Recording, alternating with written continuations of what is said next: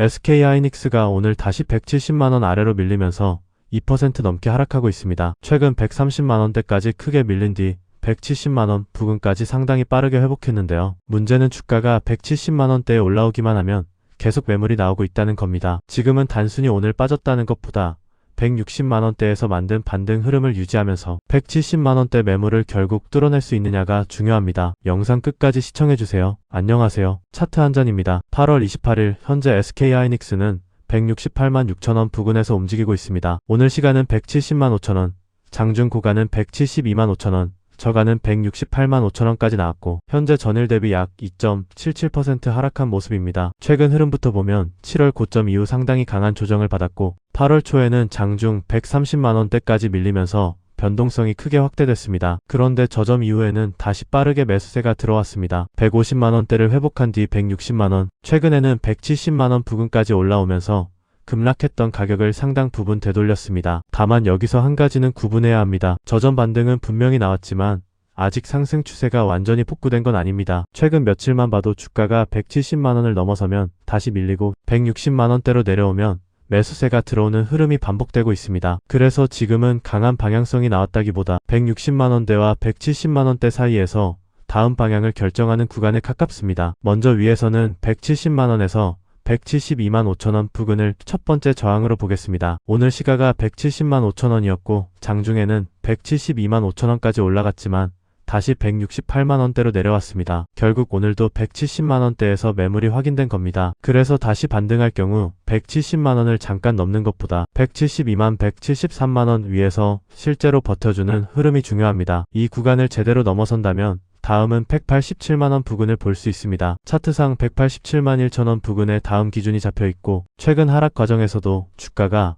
이 가격대를 중심으로 크게 움직였기 때문에 170만원대 돌파 이후에는 다음 강한 매물 구간으로 들어올 가능성이 있습니다. 그리고 187만원까지 회복한다면 그 다음은 200만원 초반대가 다음 큰 저항입니다. 차트상 203만원 부근에도 기준이 잡혀 있어서 여기부터는 최근 조정을 본격적으로 되돌리는 단계라고 볼 수 있습니다. 반대로 아래에서는 164만원 부근이 가장 먼저 중요합니다. 차트상 164만원의 기준이 잡혀 있고 최근 반등 과정에서도 이 가격 위에서 주가가 계속 버티는 모습을 보여줬습니다. 따라서 오늘처럼 눌림이 나오더라도 164만원 부근을 지켜준다면 최근 반등 흐름 자체가 바로 무너졌다고 볼 필요는 없습니다. 하지만 164만원이 깨지면 그 다음은 160만원에서 162만원 부근을 봐야 합니다. 차트상 161만 9,500원과 159만 9천원 부근에 여러 기준이 모여 있어서 사실상 160만원대 초반이 최근 반등의 중요한 방어선입니다. 여기까지 무너지면 다시 150만원대 후반까지 조정폭이 커질 수 있기 때문에 그때는 최근 반등 강도가 확실히 약해졌다고 봐야 합니다. 오늘 거래량은 현재 약 14만 8천주 수준입니다. 최근 급락 구간에서 거래량이 크게 터졌던 것과 비교하면 오늘 하락 자체가 강한 투매로 이어지고 있는 모습은 아닙니다. 그래서 지금은 하루 23% 하락만 보고 다시 급락이 시작됐다고 단정하기보다는 164만원을 지키는지와 170만원대를 다시 회복하는지를 같이 확인하는 게 좋겠습니다. 결국 SK하이닉스는 지금 160만원대 초반을 지키면서 172만원대 매물을 돌파할 수 있느냐가 첫 번째 핵심입니다. 170만원대에서 계속 밀린다면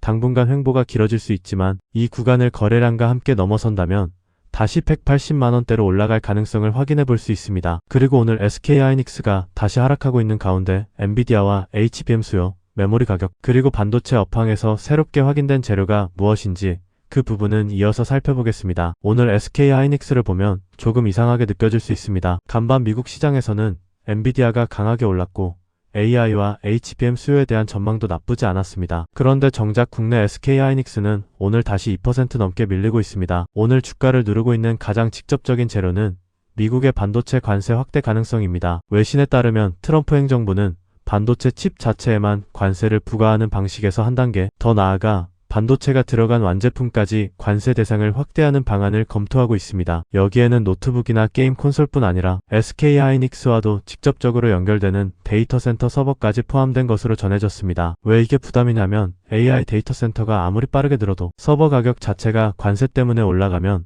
고객사의 투자 비용이 커질 수 있기 때문입니다. SK하이닉스가 미국의 HBM을 직접 판매하는 것만 볼 게 아니라 결국 HBM이 들어가는 서버와 AI 시스템 전체의 가격이 올라갈 수 있다는 불확실성이 생기는 겁니다. 다만 여기서 중요한 건 아직 확정된 관세가 아니라는 점입니다. 구체적인 관세율도 나오지 않았고 어떤 제품까지 실제 대상으로 들어갈지도 결정되지 않았습니다. 미국 내 반도체 생산 시설에 투자하는 해외 기업에는 관세 부담을 낮춰주는 방안도 함께 검토되고 있는 것으로 전해졌습니다. 그리고 이 부분에서 오늘 SK하이닉스가 발표한 미국 투자가 연결됩니다. SK하이닉스는 미국 인디애나주에서 차세대 HBM 어드밴스드 패키징 공장 착공식을 열었습니다. 투자 규모는 약 40억 달러이고 2028년 10월 클린룸을 완공한 뒤 2029년 하반기부터 HBM 양산을 시작한다는 계획입니다. 생산 규모도 작지 않습니다. 회사는 이 공장에서 연간 디램 웨이퍼 수십만 장 규모를 기반으로 HBM을 생산할 계획이라고 밝혔습니다. 한국에서 만든 디램 칩을 미국으로 가져가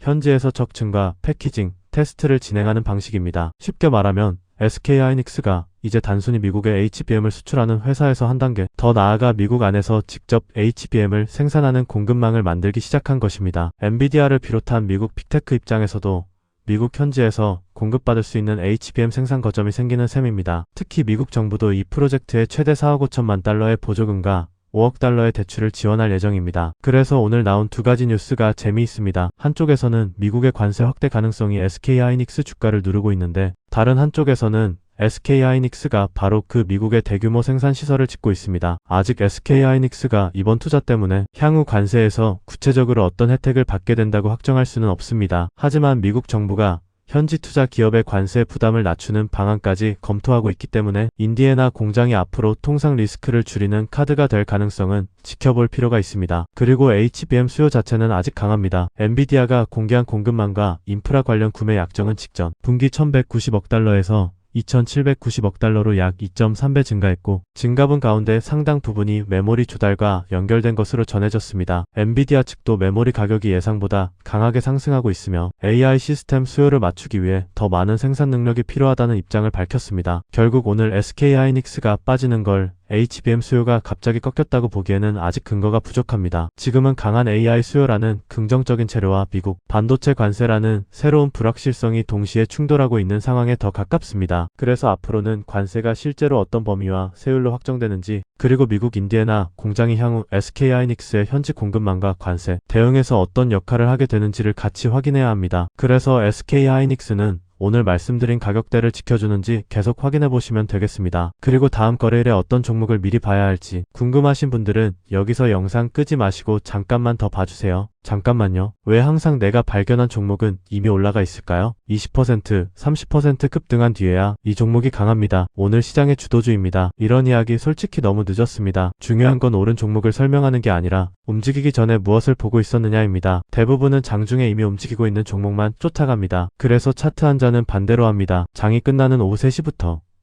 다음날 시장을 준비합니다. 당일 종가를 기준으로 차트 위치와 거래량, 수급, 시장 흐름을 다시 확인하고 수많은 종목 중에서 다음날 반드시 체크해볼 만한 종목을 따로 추려서 알려드립니다. 무조건 오른다는 말씀은 드리지 않겠습니다. 하지만 내일 장이 열렸을 때 아무 종목이나 뒤늦게 쫓아가는 것과 미리 볼 종목과 중요한 가격대를 알고 시작하는 건 분명 다릅니다. 매번 급등한 차트를 보면서 이걸 조금만 빨리 봤으면 이런 생각 반복하셨다면 이제는 종목을 보는 순서부터 바꿔보세요. 그리고 현재 차트 한 잔에서는 영상을 보고 문의해주시는 분들을 위해 특별한 이벤트도 진행하고 있습니다. 매일 선착순단 30명에게만 차트 한 잔에서 따로 준비한 특별 선물을 지급해드립니다. 복잡한 신청은 필요 없습니다. 지금 휴대폰을 꺼내서 010-4985-2741 2번호로 이벤트 딱 3글자만 보내주시면 됩니다. 남들이 다 먹고 남은 종목을 계속 뒤늦게 바라보시겠습니까? 아니면 장이 열리기 전에 내일 무엇을 봐야 할지부터 준비하시겠습니까? 매일 오후 3시 다음날을 위한 종가 종목 분석 그리고 매일 선착순 30명에게 제공되는 특별 선물 010-4985-2741로 이벤트 3글자만 문자 보내주세요. 내일 시장이 열렸을 때 적어도 무엇을 봐야 할지 모르는 상태로 시작하지 마세요.